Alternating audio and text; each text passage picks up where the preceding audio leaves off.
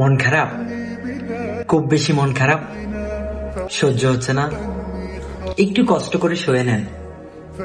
কারো কাছে বইলেন না, কারণ আপনি যদি কাউকে বলেন সে আবার সবার সামনে গিয়ে ডোল পিটিয়ে দেবে। এই দুনিয়াতে আপনার কেউ আপন নয় যে আপনার খারাপ সময় আপনাকে সঙ্গ দিবে।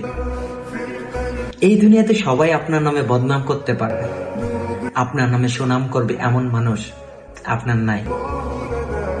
যদি মনটা বেশি খারাপ থাকে, যদি খুব বেশি কষ্ট লাগে, নীরবে 2 ফোঁটা চোখের পানি ফেলে আপনার সৃষ্টিকর্তার কাছে বলেন যে, হে আমার সৃষ্টিকর্তা, আপনি আমাকে এত সুন্দর করে সৃষ্টি করছেন, আপনি কি আমাকে মন খারাপ দেখতে ভাল লাগে? আপনিই তো পারেন একমাত্র আমার এই কষ্টটা নিয়ে আমাকে একটু সুখ দিতে।